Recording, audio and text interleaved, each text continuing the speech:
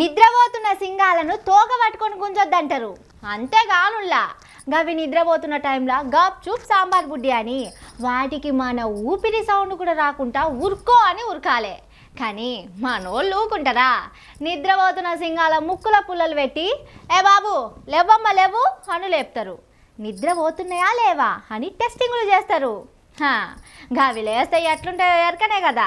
దేశంలో మళ్ళొక కొత్త party పుట్టిందుల్లో మళ్ళొక party పుట్టింది. ఈ పార్టీ జనంలకు జెండాలు పట్టుకొని వస్తుందో లేదో కానీ జెండాలు మాత్రం గట్టిగానే ఉన్నాయి.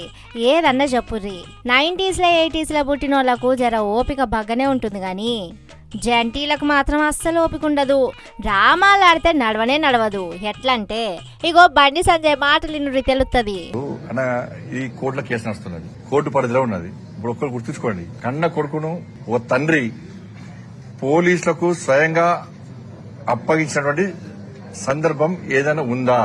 వాళ్ళ కన్న కొడుకును నేను తీసుకుపోయి విచారణకు సహకరించాలని చెప్పి నాకు సమాచారం వచ్చిన వెంటనే నా కొడుకును అప్పచెప్పిన. బండి సంజయ్ ఎన్ని కథలు పడ్డాడో మాకు ఎరకనే అంటారు సార్ మాటలు ఇన్నోళ్ళు. కేంద్ర మంత్రి పదవిలో ఉండి కూడా ఏం చేసిండో ఇప్పుడు ఏం మాట్లాడుతుండో చూస్తూనే ఉన్నారు. ఇగో గిసోంటివే డ్రామాలు అంటుర్రు జంజీ బ్యాచ్. తిక్కలేస్తే ఊకోనే ఊకోరు. ఇక ఈ నడుమ సుప్రీంకోర్టు సీజే మాటలు కూడా జరింత షికాకు లేపినాయట. కుర్రకారంతా కాక్రోచుల సొంటోళ్ళు అనే కాడికి బగ్గనే గుస్సా అవుతుర్రు. ఆ టెంక సీజేశారు. జర కవరింగ్ చేసుకునే ప్రయత్నం చేసిన ఆ పార్టీకే పోరలకు తిక్కలేసింది. పార్టీ పెట్టిర్రు. గా పార్టీ పేరే కాక్రోచ్ జనతా పార్టీ. ఇదేదో భారతీయ జనతా పార్టీకి వ్యతిరేకంగా పుట్టుకొచ్చింది అన్నట్టే ఉంది కదా చూస్తుంటే. సరే తీర్రి ఏదన్నా గాని దేశంలో గా పార్టీనే అధికారంలో ఉంది కాబట్టి కుర్రకారుకు కోపం కూడా గా పార్టీ మీదనే ఉండొచ్చు. ఇక వాళ్ళు వాళ్ళ పార్టీ విధి విధానాలేందో మన శంకరన్న మంచిగా చెప్పిండు. చూద్దామాగుర్రి. ఇలా మేనిఫెస్టో చాలా ఇంట్రెస్టింగ్ గా ఉన్నది. ఇది ఈ కాక్రోచ్ జనతా పార్టీ మేనిఫెస్టో.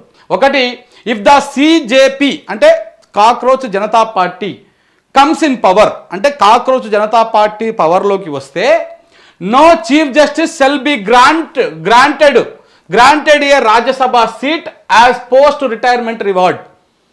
అంటే మేము అధికారంలోకి వస్తే, మా పార్టీ అధికారంలోకి వస్తే కాక్రోచ్ జనతా పార్టీ ఏ ఒక్క చీఫ్ జస్టిస్ కూడా, సుప్రీంకోర్టు న్యాయమూర్తికి కూడా మేము రాజ్యసభ సీటు ఇవ్వము. 5 మేనిఫెస్టోలో 5 అంశాలను తీసుకొచ్చారు. ఇదేమో పార్టీ అంత ఆషామాషిగా కాదు, ఇది చాలా యువతను అట్రాక్ట్ చేసేటువంటి విధంగా ఈ అంశాలన్నీ కూడా ఉన్నాయి. ఇగో గిట్లుంది కొత్త పార్టీ కథ. సోషల్ మీడియాలో మాత్రం పొట్టు వైరల్ అవుతుంది. అయినా ఇవాళ రేపట్ల సోషల్ మీడియా, డిజిటల్ మీడియా బలం ఎట్లుందో చూసినాం కదా. ఈ కాక్రోచ్ పార్టీ ఒక్క పోస్ట్ పెడితే దేశం మొత్తం ఊగిపోడు ఖాయమిగా. జంగు సైరం మోగించినట్టే అనుకో రాదుర్రి.